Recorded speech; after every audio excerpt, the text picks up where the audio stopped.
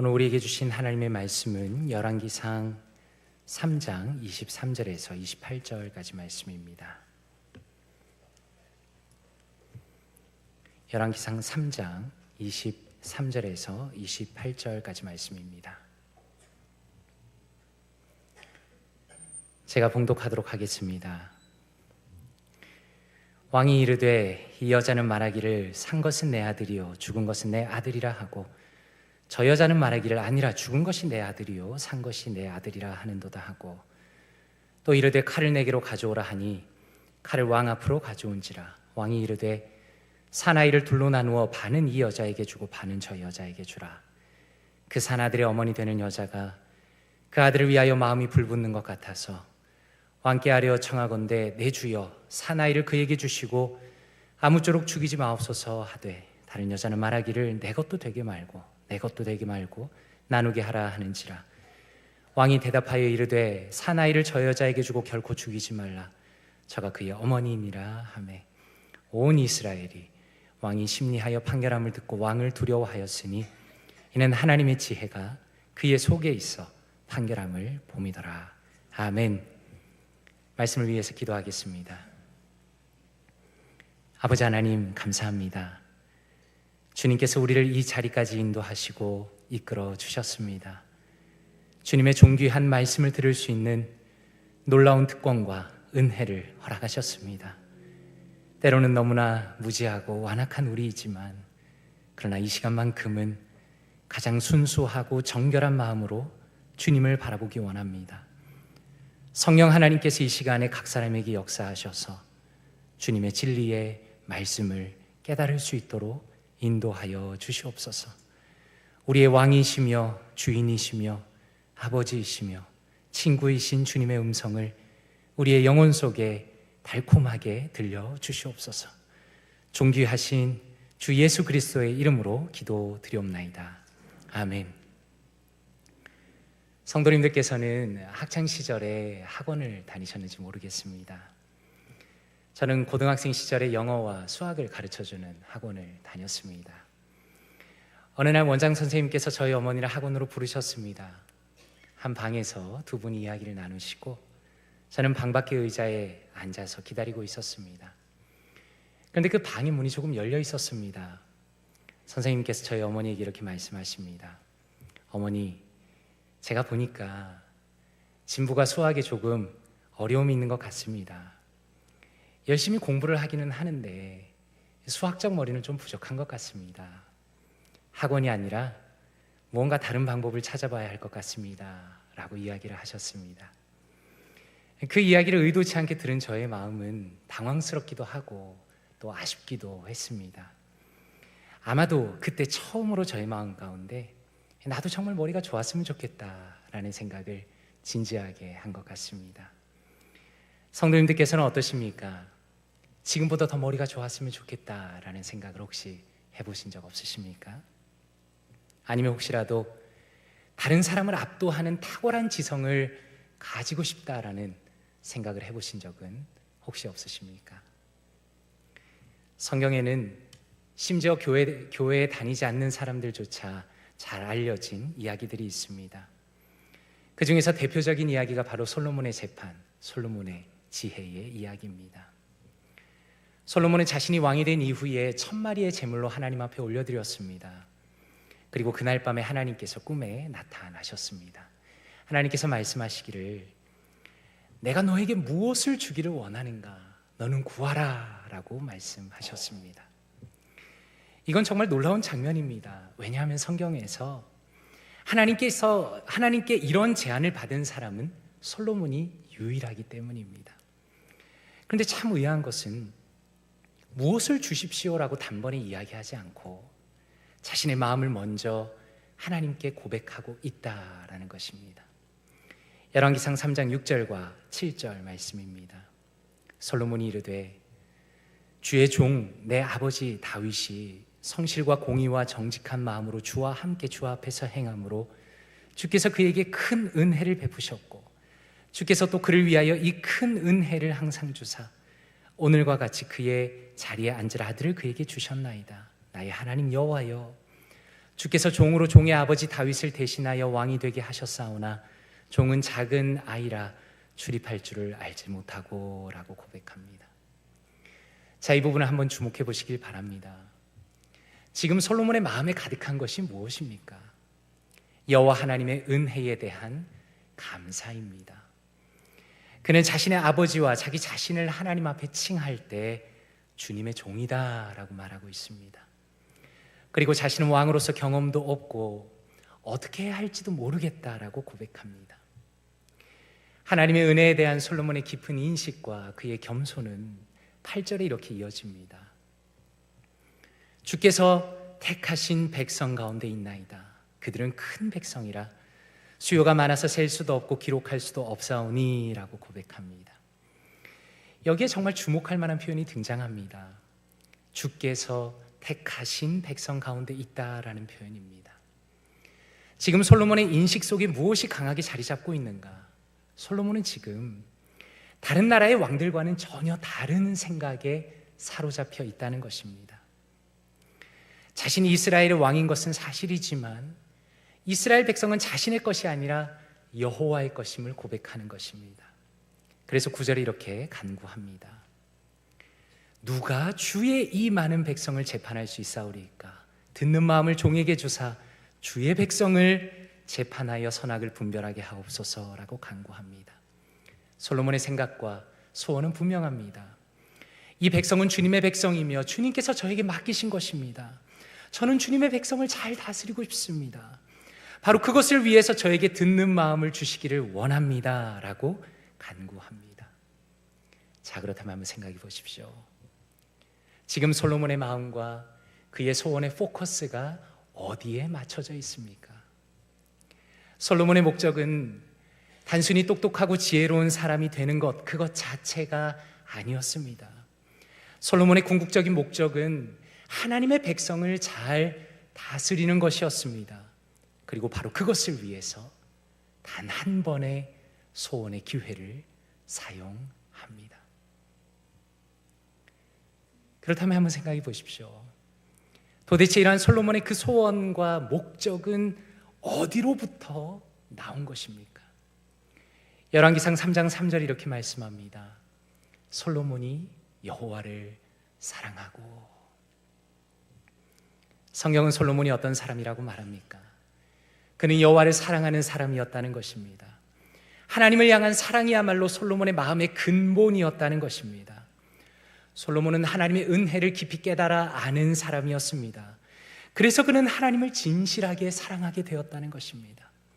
어떤 사람은 언뜻 생각할 때 나도 솔로몬처럼 지혜로우면 좋겠다라고 그를 부러워할 수도 있을 것입니다. 그러나 오늘의 말씀은 분명히 보여주십니다. 솔로몬의 지혜는 결과일 뿐이었다는 것입니다. 오히려 오늘의 말씀은 본질적으로 사랑의 이야기입니다. 솔로몬은 하나님을 향한 그의 진실한 사랑 때문에 소원을 물어보시는 여호와 하나님 앞에서 하나님의 백성을 다스리는 지혜를 달라고 오히려 하나님을 위하여 간구합니다. 그리고 갑자기 장면이 전환됩니다. 열왕기상 3장 16절입니다. 그때에 창기 두 여자가 왕에게 와서 그 앞에 서며라고 말씀합니다. 앞에서부터 말씀을 진지하게 읽어나간 분이라면 이 그때에라는 단어의 마음이 두근거릴 것입니다. 과연 어떻게 될 것인가? 하나님께서 솔로몬에게 하신 약속이 과연 이루어질 것인가? 그런데 이 이야기는 시작부터 큰 걸림돌을 보여줍니다. 한번 생각해 보십시오. 지금 솔로몬을 찾아온 두 여인은 사회적 신분과 그 직업으로 봤을 때 무시와 경멸을 당하는 사람들이라는 것입니다.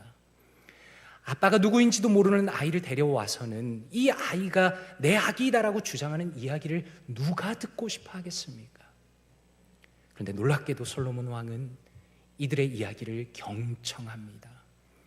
듣는 마음을 허락해달라는 그의 간구가 이미 이루어진 것입니다. 한 여인이 이렇게 주장합니다. 우리 둘 다 3일 차이로 아이를 출산했습니다. 그런데 내 옆에 있는 여자가 자기 아기 위에 누워서 아기를 죽였습니다. 그리고 제 아기를 데려갔습니다. 근데 옆에 있던 여자는 이렇게 주장합니다. 무슨 이야기냐? 산 아기가 나의 아기다. 죽은 아기가 너의 아이다 라고 주장합니다. 자, 이 문제는 너무나 난감합니다. 결정적으로 이 사건엔 증인이 없습니다. 이 당시에는 DNA 검사가 없기 때문에 이것은 사실상 인간의 지혜로 해결할 수 없다는 것입니다. 그런데 솔로몬이 무엇이라 말합니까? 칼을 가져오라 명령합니다. 그리고 아이를 반으로 나누어서 두 여인에게 주라고 매정하게 말합니다. 그때 성경은 무엇이라고 말하는가? 26절에 보니 그 산 아들의 어머니 되는 여자가 그 아들을 위하여 마음이 불붙는 것 같아서 왕께 아뢰어 청하건대 내 주여 산 아이를 그에게 주시고 아무쪼록 죽이지 마옵소서라고 말합니다.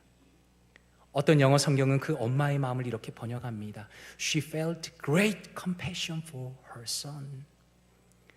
그 어머니의 마음 가운데 자신의 아들에 대한 깊은 연민과 사랑과 염려가 가득해졌다는 겁니다.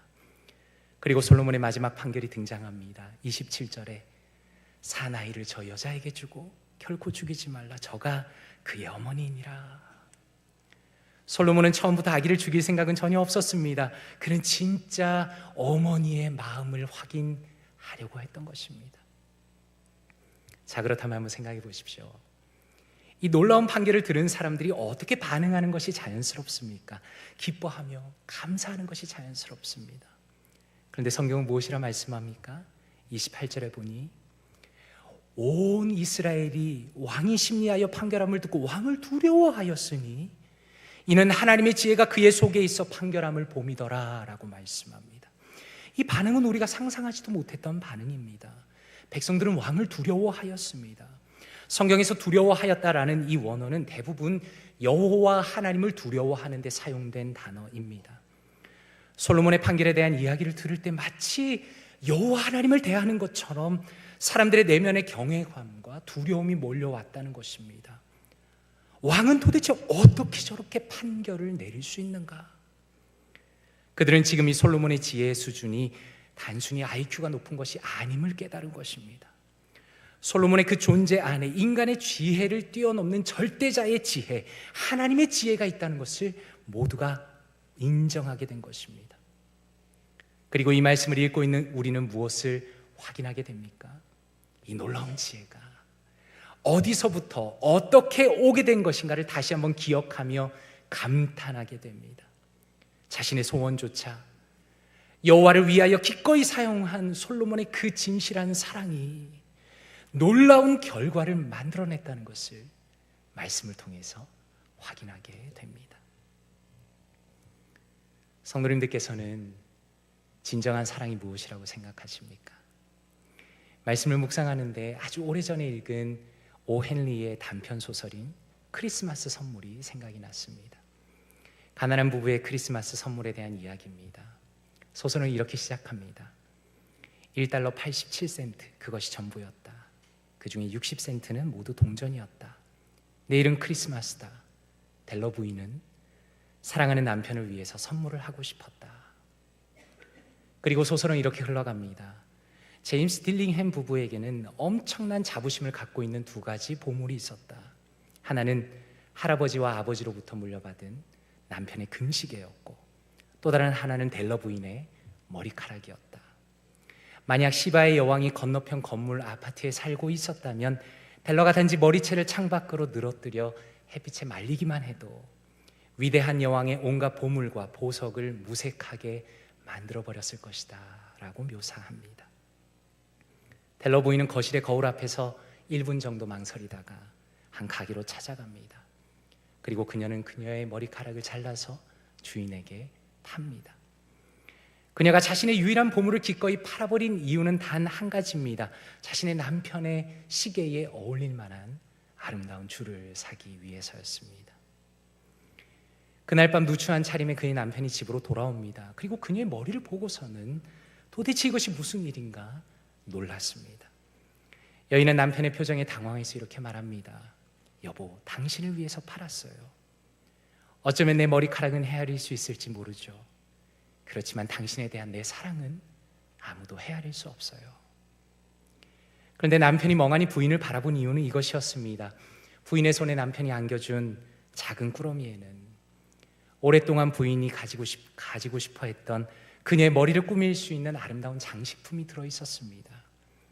그녀는 눈물을 글썽거리며 겨우 미소를 짓습니다. 그리고 자신이 남편을 위해 준비한 소중한 시계줄을 내밀었습니다. 그런데 남편은 이렇게 대답합니다. 우리의 크리스마스 선물은 한동안 어디에다 간직하도록 해요. 지금 당장 쓰기에는 너무 훌륭한 것 같소.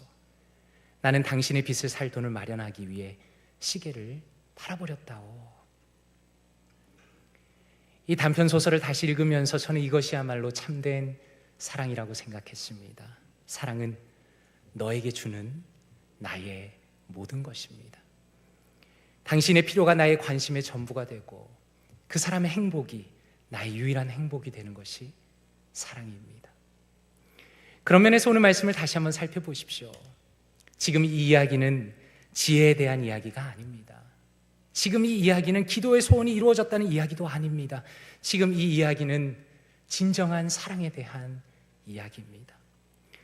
솔로몬은 하나님이 자신을 사랑하신다는 것을 깊고도 분명하게 알고 있었습니다. 자신의 아버지가 목동에서 시작한 보잘것없는 사람이었지만 하나님께서 그에게 놀라운 은혜를 베푸셨다는 것을 잘 알고 있었습니다. 그렇다면 솔로몬 자신은 어떤 사람이었습니까?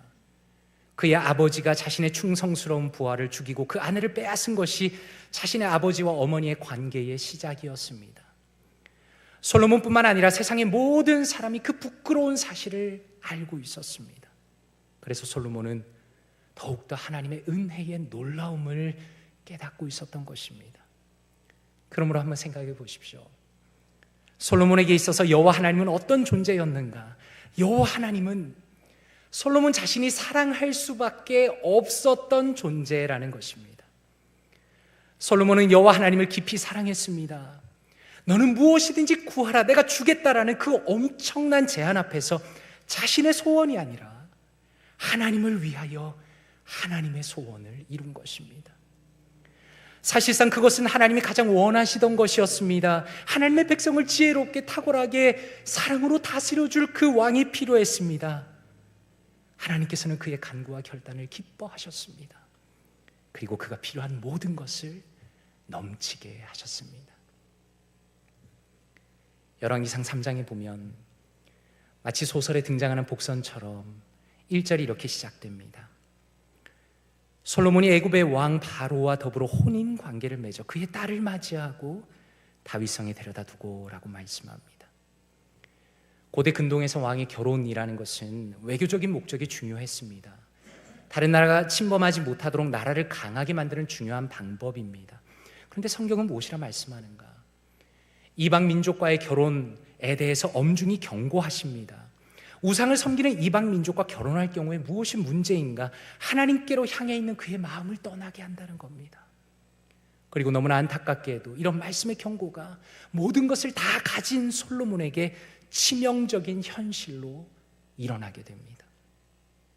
오늘의 말씀 훨씬 이후에 열왕기상 11장 1절과 2절이 이렇게 말씀합니다. 솔로몬 왕이 바로의 딸 외에 이방의 많은 여인을 사랑하였으니 곧 모압과 암몬과 에돔과 시돈과 헷 여인이라 여호와께서 일찍이 이 여러 백성에 대하여 이스라엘 자손에게 말씀하시기를 그들이 반드시 너희의 마음을 돌려 그들의 신들을 따르게 하리라 하셨으나 솔로몬이 그들을 사랑하였더라. 어쩌면 이 장면은 성경에서 가장 슬프고 충격적인 장면 중에 하나입니다. 여기서 우리는 무엇을 보게 됩니까? 솔로몬의 사랑이 변했다는 것입니다. 솔로몬은 이방 여인들에게 빠져서 그들의 우상까지 다 받아들였습니다. 하나님을 향한 솔로몬의 아름다운 사랑은 변질되고 타락하였습니다. 하나님께서 직접 그에게 나타나셔서 경고하셨지만 세상을 사랑하게 된 그는 더 이상 하나님의 음성을 듣지 않았습니다. 하나님을 향한 사랑을 잃어버렸을 때 그 사랑 때문에 허락하셨던 듣는 마음도 잃어버립니다. 성도님들께서는 성경의 하나님을 어떤 하나님이라고 생각하십니까? 그분은 한마디로 사랑하시는 하나님이십니다. 하나님께서 처음 만드신 이 세상은 감히 지금과 비교할 수 없는 가장 완벽하고 가장 아름다운 세상이었습니다. 그리고 하나님께서는 그분의 형상을 따라 인간을 만드십니다. 그분의 지혜와 그분의 창조성과 그분의 사랑을 오직 인간에게 쏟아 부으시고 하나님과 사랑을 주고받는 존재로 만드셨습니다. 그런데 마귀가 인간을 유혹합니다. 창세기 3장 5절에 뱀이 이렇게 이야기합니다. 너희가 그것을 먹는 날에는 너희 눈이 밝아져 하나님과 같이 되어 선악을 알 줄 하나님이 아심이니라 라고 말합니다. 마귀가 한 일은 이것입니다. 하나님께서 아담과 하와를 절대적으로 사랑하신다는 것을, 그래서 그분의 모든 좋은 것을 다 그들에게 주셨다는 것을 의심하게 만든 겁니다. 아담과 하와는 하나님의 사랑을 의심합니다. 하나님이 오히려 자기들을 질투한다고 어처구니 없이 착각합니다. 그들은 하나님의 사랑 따위는 필요 없다고 결론을 내립니다. 결국 그들은 선악과를 따먹습니다. 창조주이시며 그들을 사랑하시는 하나님을 배신하고 그분의 사랑을 바닥에 던지고 짓밟은 자가 된 것입니다. 어쩌면 이 배신의 장면이야말로 성경에서 가장 숨막히는 장면입니다. 도대체 무슨 일이 일어날 것인가? 하나님의 사랑을 저버리고 그 영혼이 타락하여서 죽어 마땅한 인간을 하나님께서 과연 어떻게 하실 것인가? 창세기 3장 15절에 하나님께서 뱀을 향하여 이렇게 말씀합니다. 내가 너로 여자와 원수가 되게 하고 내 후손도 여자의 후손과 원수가 되게 하리니 여자의 후손은 내 머리를 상하게 할 것이요 너는 그의 발꿈치를 상하게 할 것이니라 라고 말씀합니다. 창세기 3장을 읽을 때마다 의아하게 느껴지는 것은 하나님의 상처받은 마음과 그 지독한 배신감, 그분의 고통과 그분의 아픔에 대해서는 전혀 말씀하시지 않는다는 겁니다. 인간은 하나님의 사랑을 버리고 그분을 배신하지만 여전히 하나님의 그 깊은 마음에는 아담과 하와의 미래와 그들의 후손의 운명에 대한 염려가 가득하다는 겁니다. 마치 오늘의 이야기 속에서 어머니가 자신의 자녀의 죽음 앞에서 마음이 불타는 것처럼 하나님께서는 마귀를 벌하실 것이며 이 끔찍한 죄의 문제를 친히 해결을 하실 것을 인류가 타락한 바로 그 순간에 선언하십니다. 요한복음 3장 16절에 이렇게 말씀합니다. 하나님이 세상을 이처럼 사랑하사 독생자를 주셨으니 이는 그를 믿는 자마다 멸망하지 않고 영생을 얻게 하려 하심이라. 요한일서 4장 10절에 이렇게 말씀합니다. 사랑은 여기 있으니 우리가 하나님을 사랑한 것이 아니요 하나님이 우리를 사랑하사 우리 죄를 속하기 위하여 화목제물로 그 아들을 보내셨습니다. 아담과 하와에게 약속하셨던 그 구원의 말씀은 어떻게 우리에게 이루어진 것입니까? 사랑의 하나님께서 죄인들을 어떻게 사랑하셨습니까? 하나님께서는 독생자를 이 땅에 보내심으로 그분의 사랑이 무엇인지를 우리의 두 눈에 명확하게 보이십니다. 진짜 사랑은 상대방이 무엇을 필요로 하는지 아는 것입니다. 진짜 사랑은 너에게 주는 나의 모든 것입니다. 그래서 하나님께서는 자신의 가장 소중한 독생자를 죄인을 위해 내어주신 것입니다. 인간의 죄의 문제를 해결할 유일한 방법입니다. 영원하신 창조주이시며 성부 하나님의 아들이신 예수님께서 우리를 위하여 기꺼이 인간이 되셔서 이 땅에 2000년 전에 사랑스러운 아기로 오신 것입니다. 영원하시고 존귀하신 절대자가 이 땅에 등장하셨다는 그것 자체가, 그분이 이 땅을 밟고 이 땅에서 살아가시고 그분이 죄를 대신하여 십자가에서 죽으신 그 모든 것은 왕이신 하나님의 사랑 그 자체라는 것입니다. 성경은 끊임없이 인간은 사랑에 실패하였다는 것을 보여주십니다. 아담은 가장 완전한 존재였지만 그는 교만하여져서 하나님을 버립니다. 솔로몬은 한때 하나님을 너무나 사랑했지만 그도 결국 하나님 대신에 이방 여인을 선택합니다. 그러나 사랑의 왕이신 하나님은 인간을 포기하시지 않으셨습니다. 그러므로 그분이 보내신 예수 그리스도는 인간의 실패와 대조되는 가장 완전한 신적인 사랑의 결정체이며 자신의 완전한 사랑으로 백성을 돌보시고 지키시고 인도하시는 사랑의 왕이신 것입니다. 그러므로 그 하나님의 사랑의 완전함에 대한 성경의 증거는 가히 충격적입니다. 요한복음 10장 28절에 말씀합니다. 예수님께서 내가 그들에게 영생을 주노니 영원히 멸망하지 아니할 것이요 또 그들을 내 손에서 빼앗을 자가 없느니라. 히브리서 7장 24절과 25절입니다.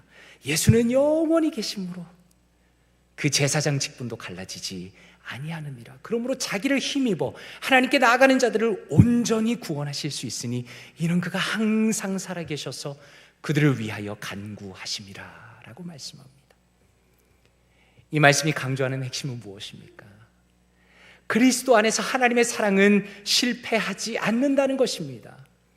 그러므로 기독교의 핵심은 바로 이것입니다. 사랑의 왕이신 하나님께서 그분의 아들을 이 땅에 보내시어 반드시 죄인을 구원해내시고야만은 그분의 완전한 사랑의 결단과 성취의 위대한 이야기라는 것입니다. 제가 좋아하는 라디오 프로그램 중에 Core Christianity라는 프로그램이 있습니다. 성도님들께서 신앙의 여러 질문들을 보내면 산체스라는 탁월한 목사님이 대답해주는 프로그램입니다. 거기에 자주 나오는 질문이 이것입니다.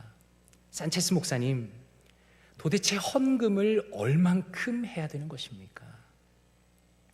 아마도 이 질문을 보낸 성도님은 헌금에 대한 강요를 많이 받은 것 같습니다. 그럴 때마다 산체스 목사님이 자주 인용하시는 말씀이 이것입니다. 고린도서 9장 7절 말씀입니다. 각각 그 마음에 정한 대로 할 것이요 인색함으로나 억지로 하지 말지니 하나님은 즐겨내는 자를 사랑하시느니라 라고 말씀합니다. 그리고 산체스 목사님이 이렇게 설명하는 겁니다. 누구누구 형제님, 억지로 하지 않으셔도 됩니다. 하나님께서는 즐겨내는 자를 사랑하십니다. 그런데 저는 여러 번 그 설명을 들을 때마다 마음에 알 수 없는 영적인 답답함을 느꼈습니다. 한번 생각해 보십시오. 우리가 살아가는 사회는 자본주의 사회입니다. 내가 번 것은 나의 것입니다. 나의 소유는 나의 것입니다. 그런데 헌금에 대한 질문과 대답을 하는 사람마다 어떤 철저한 자본주의적인 전제를 가지고 말하는 것을 강하게 느낀다는 겁니다. 사람들은 은근히 이렇게 말하고 생각합니다. 내가 가진 모든 것은 다 나의 것입니다. 그런데 하나님께서 달라고 하시니 제가 그래도 가능하면 억지로는 하지 않고 적당한 수준에서 하나님께 드리겠습니다 라는 뉘앙스로 말한다는 것입니다. 그렇다면 저는 이렇게 물어보고 싶습니다. 과연 이것이 솔로몬의 사랑에 빠진 모습입니까? 당신을 위하여 나의 유일한 소원을 사용하겠다던 그의 사랑의 모습입니까?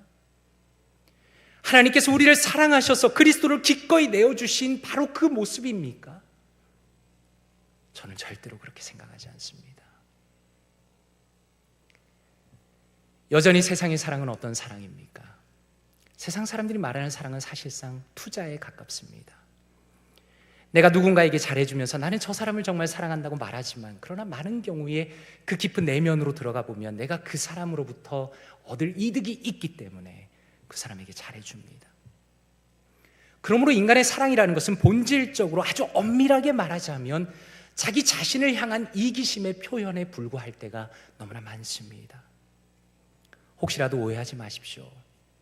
나의 상황과 형편을 고려하여 헌금하는 것은 좋은 것입니다. 자원하여 지혜롭게 헌금하는 것은 좋은 것입니다. 그러나 단순히 헌금의 문제만을 가지고 말씀드리는 것이 아닙니다. 나의 시간과 나의 돈과 나의 에너지와 나의 모든 것, 나의 존재 자체에 대하여 말씀드리는 겁니다. 만약에 우리 중에 누군가가 혹시라도 나의 모든 것이 그리고 나 자신은 나의 것인데 왜 하나님께 드려야 하는가라고 생각하고 있다면 혹시라도 내가 하나님께 드리는 것과 내가 받은 것을 동일 선상에 놓고 열심히 손익을 계산하면서 주파나를 튕기고 있다면 그것은 사실상 하나님을 놓고 투자를 하는 것이며 그는 하나님의 사랑이 무엇인지 여전히 알지 못하는 것이며 예수 그리스도의 사랑이 무엇인지 충분히 경험하지 못한 자이며 이제 겨우 기독교 신앙의 초보에 불과하다는 것입니다. 그러므로 우리는 우리 자신에게 진지하게 물어봐야 합니다. 나는 과연 하나님의 사랑을 충분히 이해하고 경험하고 있는가? 한번 생각해 보십시오. 감히 어떤 사람이 다른 누군가의 멱살을 잡고 하나님을 사랑하라고 어떻게 억지로 강요할 수 있겠습니까? 그러나 역설적으로 신앙이 깊어질수록 우리가 발견하게 되는 것은 무엇입니까? 여호와 하나님을 사랑하지 않을 수가 없다는 것입니다. 기독교 신앙이라는 것은 정확하게 말하면 여호와 하나님을 사랑하지 않을 수가 없는 것이 기독교입니다. 그분의 사랑, 그분의 자비, 그분의 풍성하심, 그분의 영광, 그분의 아름다움에 완전히 반하여 빠져드는 것입니다. 그러므로 기독교 안에서 일어나는 이 놀라운 신비한 사랑의 역사는 하나님의 사랑이 정수이신 예수 그리스도 안에서만 발견하고 경험하고 누릴 수 있는 것입니다. 그래서 로마서 5장 8절에 이렇게 말씀합니다. 우리가 아직 죄인 되었을 때 그리스도께서 우리를 위하여 죽으심으로 하나님께서 우리에 대한 자기의 사랑을 확증하셨느니라. 여기서 확증이라는 것은 행동으로 분명하게 보이셨다는 겁니다. 히브리서 12장 2절은 이렇게 말씀합니다. 믿음의 주요 또 온전하게 하신 이인 예수를 바라보자.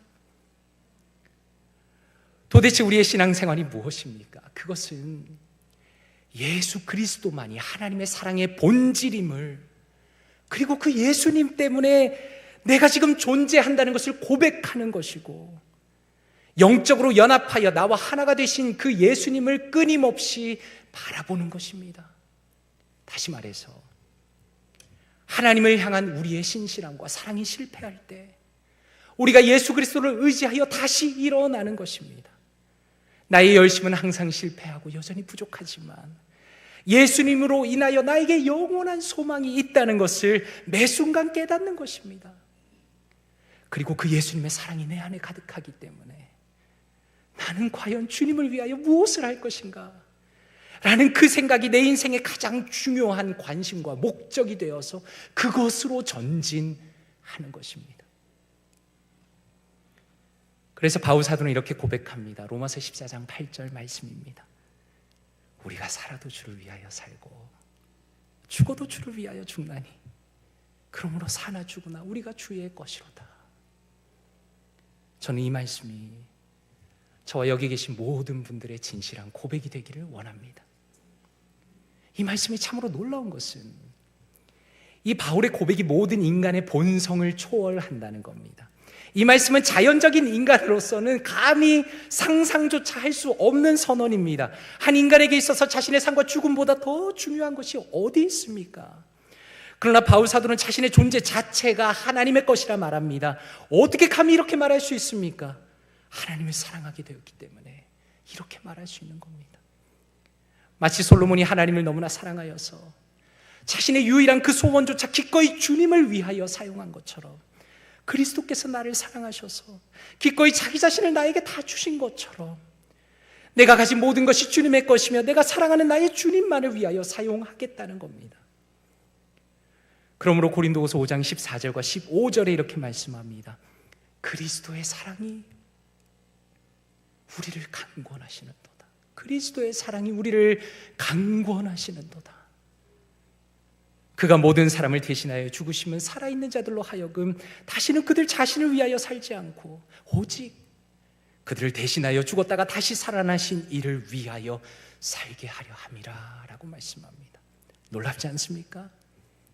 우리를 움직이고 우리를 살아가게 하는 것은 어떤 논리나 어떤 개념이나 어떤 강요나 그 어떤 것이 아니라 우리를 향한 그리스도의 사랑이, 그리스도를 향한 우리의 사랑이 거절할 수 없는 운명으로 우리를 이끌어가는 것이며 평생 동안 주님의 영광스러운 뜻 가운데 우리를 인도한다는 것입니다. 말씀을 맺겠습니다. 오헬리는 그의 소설의 마지막을 이렇게 장식합니다. 나는 여기에서 집안의 가장 소중한 보물을 서로를 위해 가장 현명하지 못하게 희생해버린 어리석은 두 사람에 관한 평범한 이야기를 늘어놓았다. 그러나 오늘의 현명한 사람들에게 마지막으로 한마디 하자면 지금껏 선물을 준 모든 사람 중에 바로 이 두 사람이 가장 현명하였다라고 말합니다. 위대한 왕 솔로몬은 사랑하는 하나님을 위하여 오직 그분을 위한 소원을 가졌습니다. 위대한 솔로몬 왕도 결국 사랑에 실패하였지만 하나님께서는 예수 그리스도를 통하여 왕이신 주님의 완전한 사랑을 보이시고 완성하셨습니다. 성도는 주님의 사랑을 받는 자이며 아는 자이며 경험하는 자입니다. 성도는 주님을 사랑하는 자이며 나의 모든 것, 그리고 나의 존재 자체가 하나님의 것임을 기쁨으로 인정하고 고백하는 자입니다. 간절히 바라기는 오직 여호와 하나님을 더 많이 사랑하십시오. 오직 예수 그리스도 안에서 감격하시며 살아가십시오. 내 인생 전부를 오직 주님을 위해 사용하시며 여호와 하나님을 향한 그 사랑, 영원한 하늘의 지혜로 삶을 살아가시는 사랑하는 모든 성도님들 되시기를 주님의 이름으로 축원드립니다. 함께 기도하겠습니다. 이 시간에 통성으로 기도하기 원합니다. 아버지 감사합니다. 주님의 사랑을 버리고 제 마음대로 살았지만 그리스도의 보혈의 능력을 믿고 주님 앞에 나아갑니다. 죄의 용서의 기쁨을 언제나 누리기 원합니다. 예수 그리스도를 믿고 바라보고 붙들게 하시고 예수님 안에서 넘치게 사랑받는 자임을 깨닫게 하여 주시옵소서. 아버지 하나님 감사합니다. 저를 위하여 주님의 모든 것을 다 쏟아부으신 사랑에 감사드립니다. 제 인생을 저의 것으로 생각했던 어리석은 과거를 회개합니다. 저의 가진 모든 것과 제 자신이 주님의 것임을 고백합니다. 저의 남은 평생이 오직 주님의 기쁨이 되게 하시고 주님이 원하시는 곳에 주님을 위하여 살아가게 하여 주시옵소서. 이 시간에 말씀을 묵상하시며 동성으로 기도하겠습니다. 기도합니다. 아버지 하나님 감사합니다. 사랑하는 성도님들과 함께 말씀의 은혜를 나누게 하시니 감사드립니다. 하나님을 버리고 제 마음대로 살고 마치 제가 제 인생의 주인 것처럼 살았지만 하나님 예수 그리스도를 통하여 우리의 구원을 활짝 열어주시니 감사드립니다. 예수 그리스도의 그 변치 않는 사랑의 보혈의 능력을 임하게 하시니 감사드립니다. 죽어있던 영혼을 살리며 주님을 깨닫게 하시며 주님 앞에 나오게 하시니 감사드립니다. 하나님 저와 여기 계시는 사랑하는 모든 성도님들이 죄 용서의 기쁨을 언제나 누리기 원합니다. 예수 그리스도를 믿고 바라보고 붙들게 하여 주시옵소서. 예수 그리스도 안에서 넘치게 사랑받는 자임을 깨닫게 하여 주시옵소서. 아버지 하나님 감사합니다. 바로 나를 위하여 주님의 모든 것을 다 쏟아부으신 사랑에 감사드립니다. 하나님 제 인생을 저의 것으로 생각했던 어리석은 과거를 회개합니다. 하나님 저 자신과 제가 가진 모든 것이 오직 주님의 것입니다. 세상의 것도 아니고 내 아버지 누군가의 것도 아니고 오직 주님의 것입니다. 저의 평생이 우리의 평생이 우리 헤브론 교회가 오직 주님의 기쁨이 되길 원합니다. 주님이 원하시는 곳에 주님을 위하여 우리가 사용되게 하여 주시옵소서. 인생의 유일한 영광 하나님을 위하여 사용되는 자들이 되게 하시고 주의 사랑이 우리를 강권하여서 주님의 놀라운 은혜의 길로 주님의 사랑의 길로 주님께서 원하시는 길로 걸어가는 우리 모두가 될 수 있도록 주여 은혜 위에 은혜를 더하여 주시옵소서. 아버지 사랑과 은혜가 풍성하신 아버지 하나님 주님의 놀라운 은혜에 감사드립니다. 우리를 위하여 가장 소중한 독생자 예수 그리스도를 기꺼이 내어주시며 주의 사랑을 확증하여 주시니 감사드립니다.